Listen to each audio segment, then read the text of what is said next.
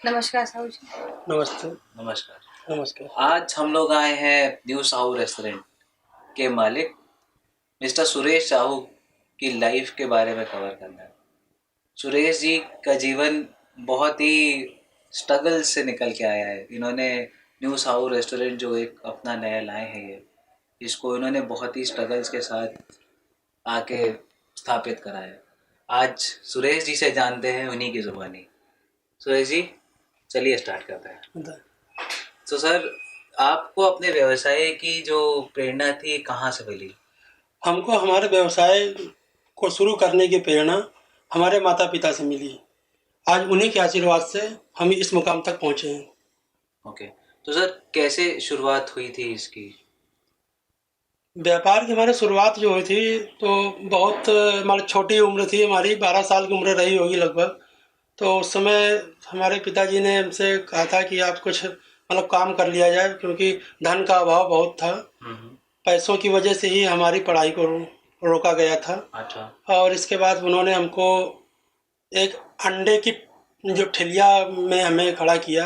2 tray अंडा देके कि आपको इसको बेचना है।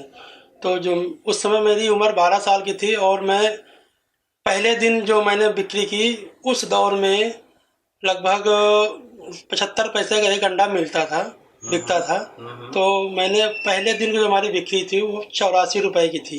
अच्छा। वहाँ से मेरी स्टार्टिंग हुई है और मैंने इस काम को बढ़ाते हुए कम से कम 10 साल तक मैंने इस अंडे के काम को बढ़ाया है। और इसी काम को करते हुए अपने पिताजी के जो एक छोटा सा होटल था उस व्यवसाय में लगते थे, उसमें भी मेहनत करते थे। और जब कभी लेबर कर्मचारियों की माल दिक्कत होती थी तो हम जाते थे, उसमें काम करते थे। वे इसी तरीके से हम होटल के भी काम को सीखे। अच्छा। और इसके बाद फिर एक पिताजी ने होटल एक दूसरा डाला था हमारे बड़े भाई के लिए। सक्सेस नहीं हुआ तो बंद करने जा रहे थे। तो मैंने उनसे कहा कि आप बंद मत करिए, मैं चलाऊंगा इस होटल को। अच्छा। तो मैं जब मतलब उनकी जो जर्नी की जो सेकंड होटल वाली थी उसको फिर आपने उसको टेक मतलब जी, अपने हाथों वो में बंद होने की कगार में था, वो होटल चल नहीं रहा था। 1.5 साल से प्रॉपर उसमें घाटा लग रहा था। अच्छा। तो मैं जब गया तो उसमें जब कंडीशन देखी तो वहाँ पर रॉ मटेरियल भी बिल्कुल नहीं था।